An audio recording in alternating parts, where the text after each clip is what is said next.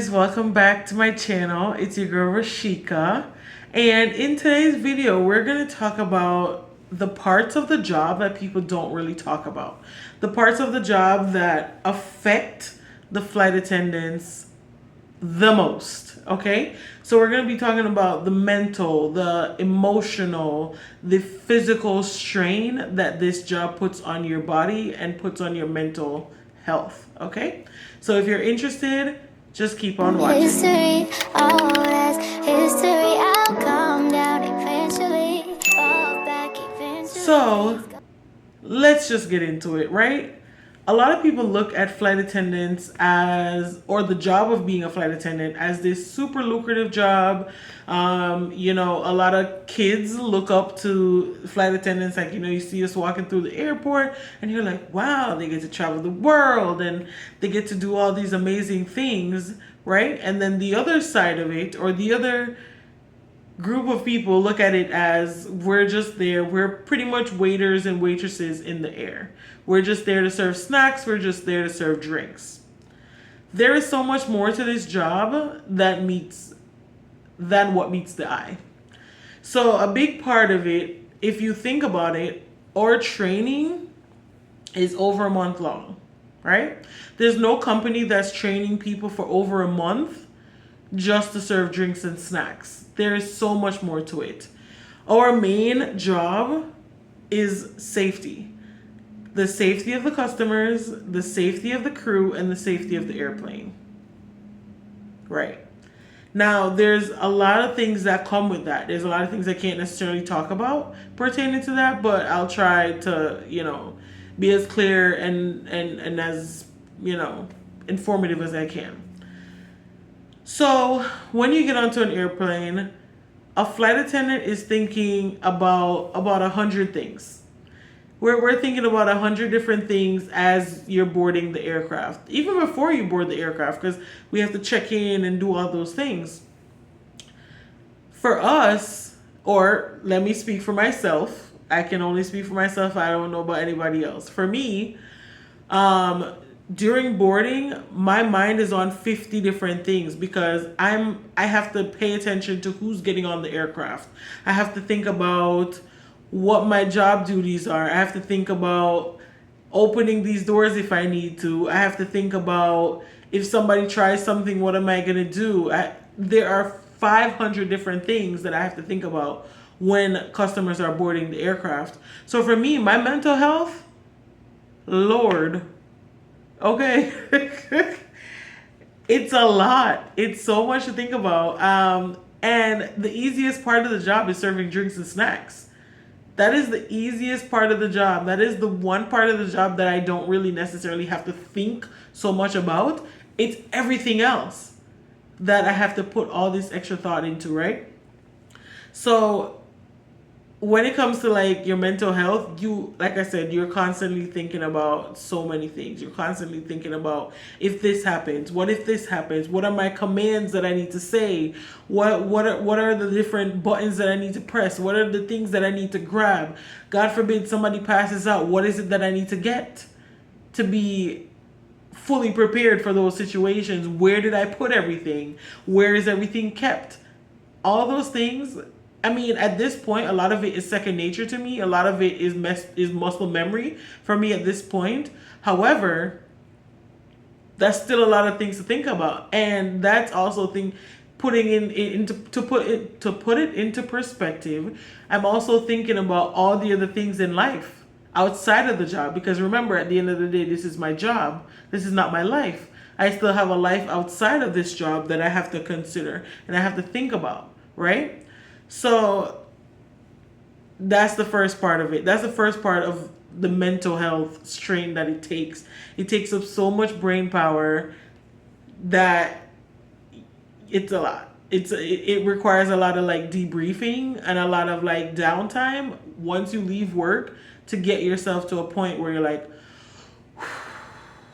right. Then the other part of it, we already have all these things to think about. And then you get rude customers. And then you get customers who come on board and feel as though you're their beating stick for some reason, right? So, quick example. I worked a flight yesterday from New York to Guyana. So, yes, currently in Guyana. And we were in the back, just talking about what it is that we needed to do, myself and another crew member. And there was a lady who apparently, when she came on, she was already upset because she realized she was sitting in the back by the bathrooms, I guess. Now we're in the air, we're discussing because now we have to pass out immigration forms and all these things. And she's upset because to her, we need to shut up. She's in the back, next to the bathroom, next to the galley. Remember, we're at work. This is not a leisure flight. We cannot just go sit down and take a nap. We can't just sit down and be quiet. That's not an option for us. We're at work. We're in the back galley talking and discussing like what's the plan. We need to do another service and I needed to grab some stuff to bring to the front. Yeah. She was upset. She was like fuming and cussing and telling us to be quiet. I'm like, ma'am, we're at work. I'm sure when you go to work, you talk to your coworkers. It's the same thing. We're here to do a job, and that's what we get paid to do. So that's what we're doing. And she was very upset. But this goes back to the previous video, one of the previous videos I did about when you see flight attendants on the go, just be nice. Just be nice because you have no idea what it takes to even get to work in the first place, right? And then once you're at work, the things that you go through, the what I call passenger abuse, it's crazy, okay? So that was just a quick example of the other parts of the mental health that we have to take a second and remember, like, okay, maybe they're anxious flight. And these are things that we have to constantly tell ourselves.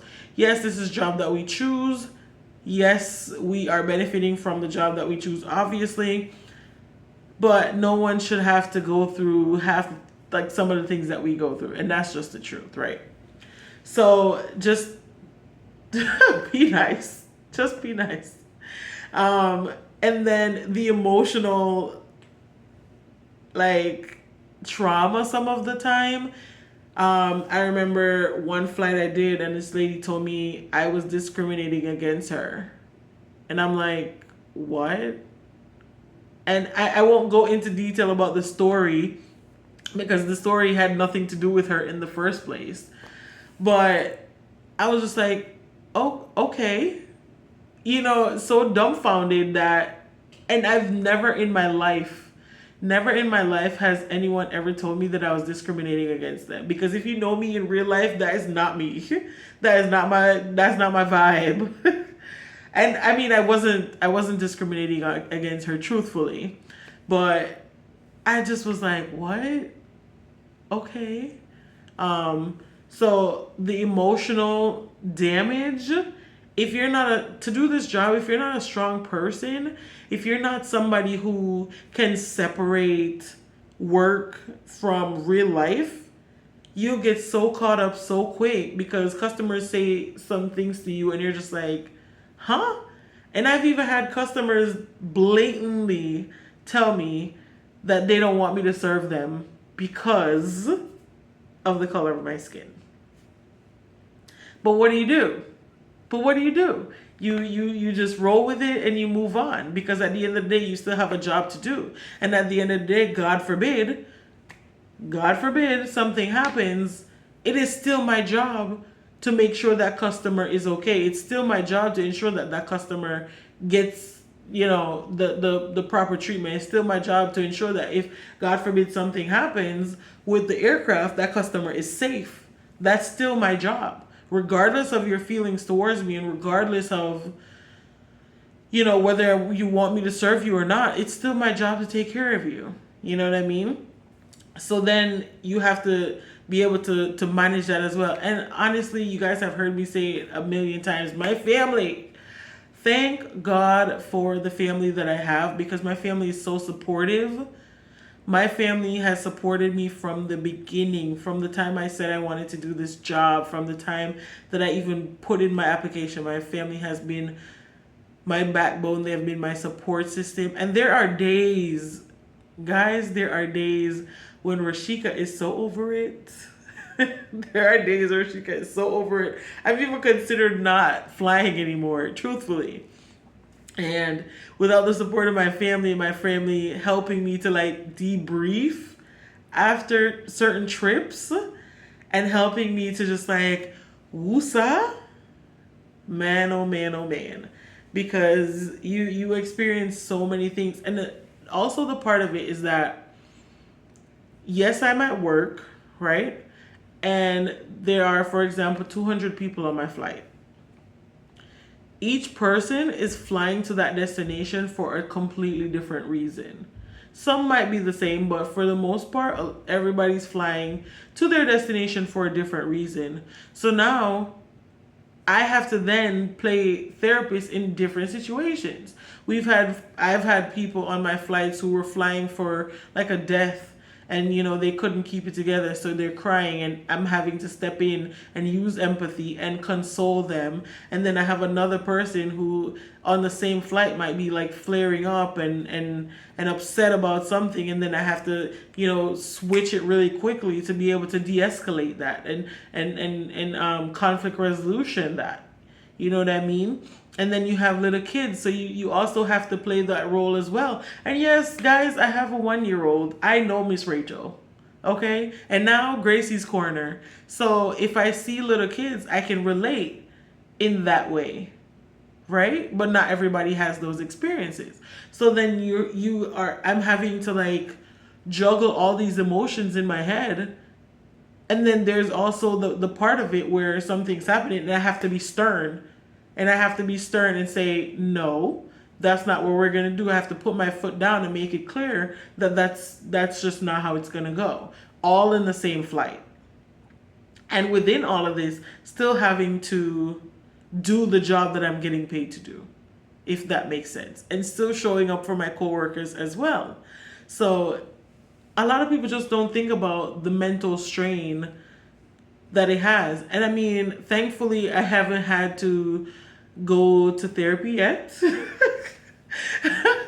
I mean, but I guess my family serves as that. But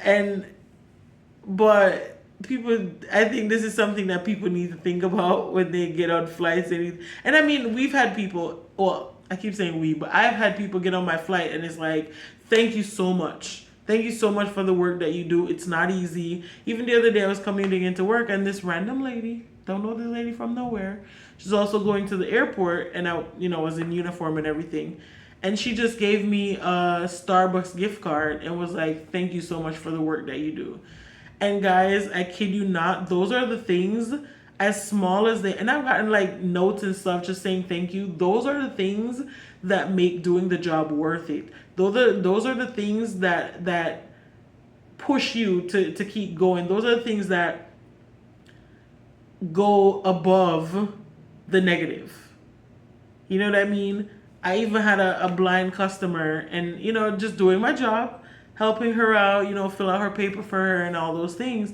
And when she got off, she just shook my hand and she's like, oh my God, Rashika, thank you so much. You have no idea the impact. Keep doing what you're doing. And I honestly, guys, I felt like I wanted to cry because it's hard and you just never know somebody's story. You just never know a person's reason why. You never know what a person is going through. And it's not just for saying that is not just for customers, but also for flight attendants too. You never know what a person is going through. So being kind will always go a far way. Always go a far way. And then, sorry, I just rambled all the way through that. And then the physical health, the physical strain. Most flight attendants work out and, more power to them. I need to get to that point. But guys, kid you not. And I mean, it's partially my fault because I'm the one that packs my bags. I'm the one that packs my bags for work, you know what I mean? So I know what I'm putting in there. But I kid you not, my bags are so heavy. And it's partially on purpose. One, I always have 3 bags. I always have 3 bags. My suitcase, which self-explanatory, pretty obvious. I need my clothes, I need my underwear, deodorant, all those things, right? Then I have my lunch bag, right? I try not to spend a whole bunch of money because this job will also get really expensive really quickly. Really expensive really quickly. If it's a country that I know that I can bring food, I try my best to pack my food, right? Pack my food, bring my food with me, so I'm not really spending money on food. Try to spend more money on like going out and getting experiences and enjoying the culture or whatever it is.